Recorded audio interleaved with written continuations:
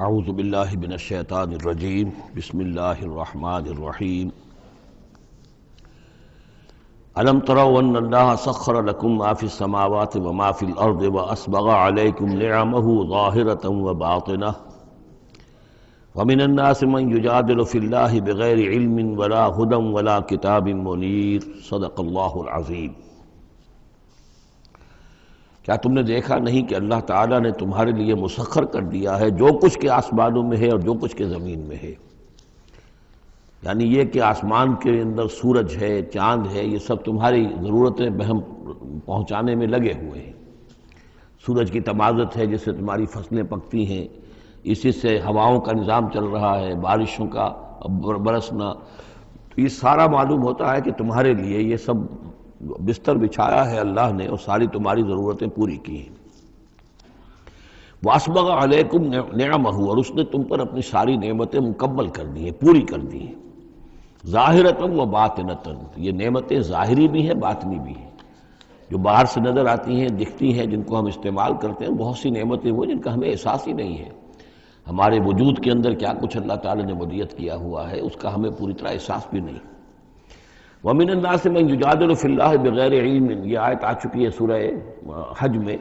لوگوں میں سے کچھ ایسے بھی ہیں جو جھگڑتے ہیں اللہ کے معاملے میں، یا اللہ کے بارے میں، یا اللہ کی احکام کے بارے میں، اللہ کی آیات کے بارے میں، بغیر اس کے کہ بغیر علم کہ ان کے پاس کوئی علم ہو، ولا ہدن، نہ کوئی رہنمائی اور ہدایت ہے، ولا کتاب منیر، نہ کوئی روشن کتاب ہے۔ وَإِذَا قِيلَ لَهُمُ اتَّبِعُوا مَا أَنزَلَ اللَّهُ قَالُوا بَلْ نَتَّبِعُ مَا وَجَدْنَا عَلَيْهِ آبَاءَنَا، اور جب ان سے کہا جاتا ہے کہ پیروی کرو اس کی جو اللہ نے نازل فرمایا ہے، قرآن اتارا ہے، اس کی پیروی کرو، قالوا، وہ کہتے ہیں، بل نتبع ما وجدنا علیہ آباءنا، بلکہ ہم تو پیروی کریں گے اس کی کہ جس کو پر ہم نے پایا ہے اپنے آباء و اجداد کو۔ اور آج کل خاص طور پر یہ لوک ورثہ اور ہماری پرانی روایات، قومی روایات، اور ہماری جو ہیں ہر علاقے کا ایک کلچر ہے، اس کلچر کو زندہ کیا جائے، کروڑ ہر روپیہ ان چیزوں میں صرف کیا جاتا ہے۔ اولو کان الشیطان یدعوہم الی عذاب السعیر، خواہ شیطان ان کو پکار رہا اور بلا رہا ہو، یہ جو باتیں بنا رہے ہیں در حقیقت یہ شیطان کی دعوت اور اس کی تبلیغ ہے در حقیقت، جس کو انہوں نے قبول کیا ہے۔ یدعوہم الی عذاب السعیر، اور وہ انہیں بلا رہا ہے اس جہنم کے عذاب کی طرف۔ وَمَن يُسْلِمْ وَجْهَهُ إِلَى اللَّهِ وَهُوَ مُحْسِنٌ، اور جس شخص نے اپنا چہرہ اللہ کے سامنے جھکا دیا، تابع فرمان کر دیا اپنے چہرے کو الی اللہ، اللہ کی جانب، وَهُوَ مُحْسِنٌ، اور وہ احسان کی روش اختیار کرے، فَقَدِ اسْتَمْسَكَ بِالْعُرْوَةِ الْوُثْقَىٰ، تو اس نے تو مضبوط تھام لیا ہے، مضبوط کنڈے کو، اس کا ہاتھ پڑ گیا ہے۔ یہ سورہ بقرہ میں بھی یہ الفاظ آئے تھے آیت الکرسی کے فوراً بعد۔ فَمَن يَكْفُرْ بِالطَّاغُوتِ وَيُؤْمِن بِاللَّهِ فَقَدِ اسْتَمْسَكَ بِالْعُرْوَةِ الْوُثْقَىٰ وَإِلَى اللَّهِ عَاقِبَةُ الْأُمُورِ، اور تمام معاملات کا انجام آخر کار اللہ ہی کے ہاتھ میں ہے، اللہ ہی تک اس کو لوٹا دیا جائے گا۔ وَمَن كَفَرَ فَلَا يَحْزُنكَ كُفْرُهُ، اور اے نبی جو کفر کر رہا ہے تو آپ اس کے کفر اور کفر کے لیے جو وہ بھاگ دوڑ کر رہا ہے اس سے آپ پریشان نہ ہو، دلگیر نہ ہو۔ الینا مرجعہم، میری طرف ان سب کو لوٹنا ہے، فننبئہم بما عملوا، ہم انہیں اچھی طرح بتا دیں گے، جتلا دیں گے جو کچھ کہ انہوں نے کیا تھا۔ ان اللہ علیم بذات الصدور، یقیناً اللہ تعالیٰ تو جو کچھ سینوں میں چھپا ہوا ہے اس سے بھی واقف ہے۔ نمتعہم قلیلا، ہم انہیں ذرا تھوڑی دیر کے لیے ساز و سامان دے رہے ہیں، دنیا کے اندر یہ مزے لے لیں، مزے لوٹ لیں۔ ثم نضطرہم الی عذاب غلیظ، پھر ہم انہیں کشاں کشاں لے آئیں گے، کھینچ کر پکڑ کر لے آئیں گے اس عذاب کی طرف جو بہت گاڑھا ہے۔ وَلَئِن سَأَلْتَهُم مَّن خَلَقَ السَّمَاوَاتِ وَالْأَرْضَ لَيَقُولُنَّ اللَّهُ، اور جب اگر آپ ان سے پوچھیں کس نے پیدا کیا آسمان اور زمین تو وہ کہیں گے اللہ نے۔ قُلِ الْحَمْدُلِلَّهِ، کہیے الحمدللہ، ساری حمد بھی پھر اسی کی ہے۔ بل اکثرہم لا یعلمون، لیکن یہ کہ ان کی اکثریت علم نہیں رکھتی۔ للہ ما فی السماوات والارض، آسمان اور زمین میں جو کچھ ہے وہ اللہ کے لیے ہے، اللہ ہی کا ہے، اللہ کی ملکیت ہے، یہ لام تملیک ہے، اللہ کی ملکیت ہے ہر وہ شے جو بھی کچھ ہے آسمانوں میں اور زمین میں۔ ان اللہ هو الغنی الحمید، یقیناً وہ غنی ہے، اسے کوئی احتیاج نہیں، اور حمید ہے، بڑی خوبیوں والا ہے، اپنی ذات میں ستودہ صفات ہے۔ وَلَوْ أَنَّ مَا فِي الْأَرْضِ مِنْ شَجَرَةٍ أَقْلَامٌ، اور اگر جتنے بھی زمین میں درخت ہیں وہ قلم بن جائیں، والبحر، اور سمندر جو ہے وہ سیاہی بن جائے، جیسے میں یہ مضمون سورہ کہف میں بھی آ چکا ہے۔ قل لو كان البحر مدادا لكلمات ربي ولنفد البحر قبل ان تنفد كلمات ربي ولو جئنا بمثله مددا، اگر پورا سمندر جو ہے میرے رب کے کلمات کو لکھنے کے لیے سیاہی بن جائے تو وہ سیاہی سمندر ختم ہو جائے گا، لیکن یہ کہ میرے رب کے کلمات ختم نہیں ہوں گے چاہے اتنا ہی سمندر اور لے آیا جائے۔ وہی مضمون یہاں بھی آ رہا، اور یہ بات نوٹ کی ہے، میں نے کئی مرتبہ آپ کو بتائی ہے کہ اہم مضامین قرآن مجید میں کم سے کم 2 جگہ ضرور ملتے ہیں۔ وَلَوْ، اب وہاں پر صرف سیاہی کا تذکرہ تھا، یہاں سیاہی کے ساتھ قلم۔ وَلَوْ أَنَّ مَا فِي الْأَرْضِ مِنْ شَجَرَةٍ أَقْلَامٌ، اگر جتنے بھی درخت زمین میں ہیں وہ سب کے سب قلم بن جائیں۔ وَالْبَحْرُ، اور سیاہی جو ہے یہاں پہ اب محذوف سمجھیے مدادن، اور بحر جو ہے سمندر جو ہے وہ سیاہی کی شکل اختیار کر لے۔ یمدہ من بعدہ سبعۃ ابحر، اور اس سیاہی کو پھر مزید پھیلائے اور بڑھائے 7 سمندر اور اس کے اندر جو ہے ڈال دیے جائیں۔ ما نفدت کلمات اللہ، اللہ تعالیٰ کی کلمات ختم نہیں ہوں گے۔ اور یہ میں عرض کر چکا ہوں، اس سے مراد کیا ہے کہ ہر شے جو اس کائنات میں ہے اللہ تعالیٰ کے کلمہ کن کا ظہور ہے، تو گویا کہ یہ تمام مخلوقات جو ہے کلمات اللہ ہے۔ اس اعتبار سے ظاہر بات ہے کہ احصاء کرنا ممکن ہی نہیں، اور آج کچھ نہ کچھ ہمیں اندازہ ہے کہ یہ کائنات کتنی وسیع و عریض ہے۔ ابھی تک بڑی سے بڑی ٹیلیسکوپس ایجاد کرنے کے باوجود trillions and trillions and trillions of light years تک تو ہم نے دیکھ لیا ہے، لیکن کائنات کا سرا ابھی ہمیں نظر نہیں آیا کہ یہ شروع کہاں ہوتی ہے ختم کہاں ہوتی ہے۔ تو اس سے اندازہ کریں اللہ تعالیٰ کی خلاقی کا اور اس کی مخلوقات کتنی ہیں۔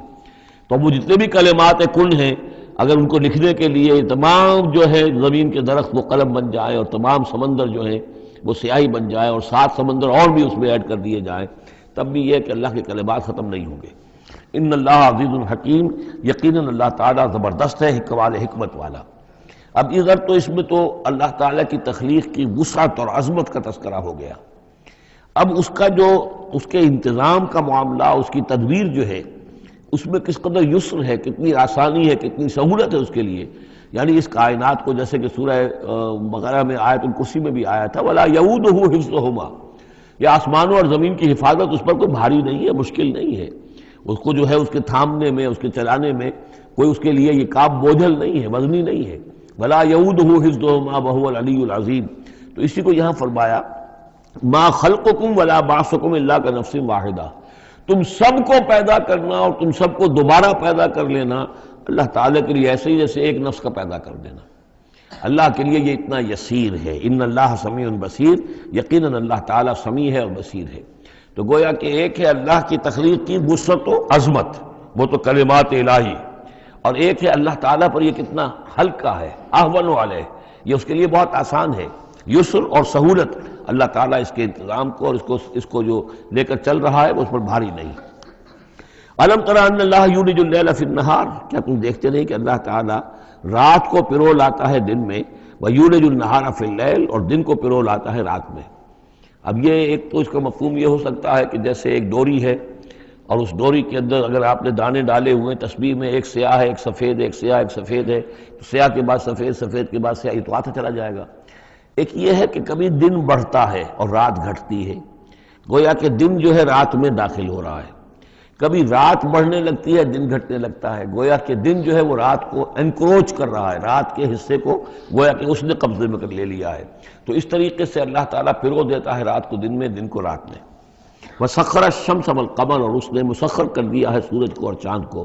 كُلٌّ يَجْرِي إِلَىٰ أَجَلٍ مُّسَمًّى، یہ سب کے سب چل رہے ہیں ایک وقت معین تک کے لیے۔ وَأَنَّ اللَّهَ بِمَا تَعْمَلُونَ خَبِيرٌ، اور یقیناً اللہ تعالیٰ جو کچھ کہ تم کر رہے اس سے باخبر ہے۔ ذَلِكَ بِأَنَّ اللَّهَ هُوَ الْحَقُّ، یہ اس لیے کہ اللہ حق ہے۔ وَأَنَّ مَا يَدْعُونَ مِن دُونِهِ الْبَاطِلُ، اور یہ کہ جس کو یہ پکار رہے ہیں اللہ کے سوا وہ سب باطل ہیں، ان کی کوئی حقیقت ہی نہیں۔ باطل اس کو کہتے ہیں جو نظر تو آئے ہو نہ، کوئی حقیقت اس کی نہ ہو، جیسے شراب، پانی نظر آتا ہے لیکن پانی ہے نہیں۔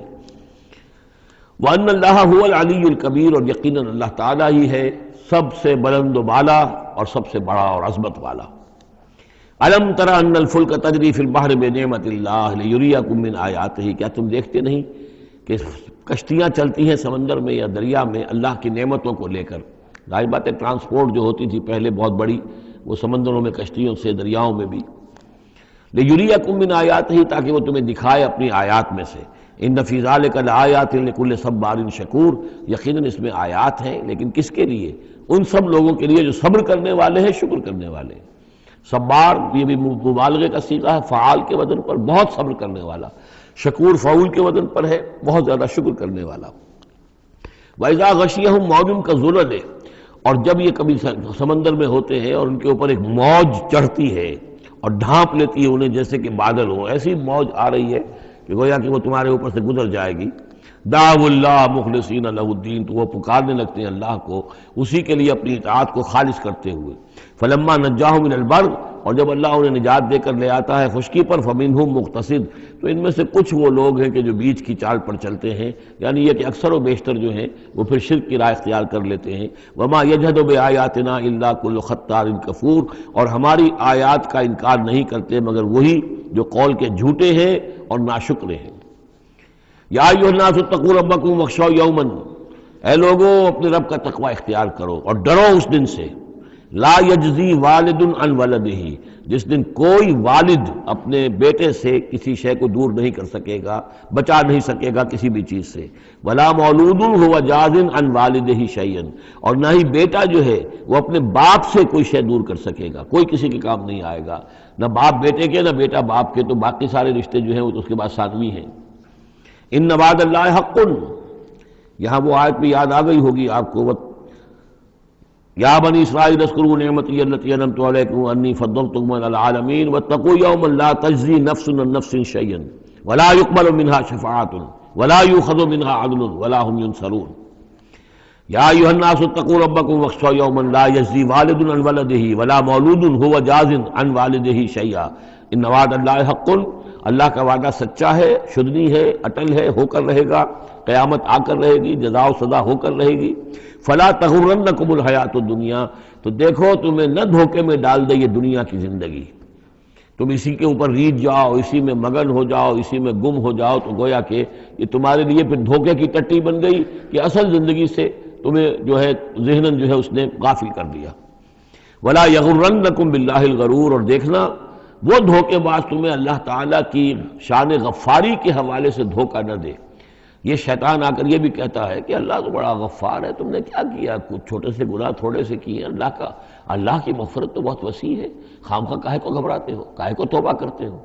تو یہ جو ہے اللہ کی رحیمی، اللہ کی شان غفاری کا حوالے سے دھوکے میں دینا انسان کو۔ ولا یغرنکم باللہ الغرور۔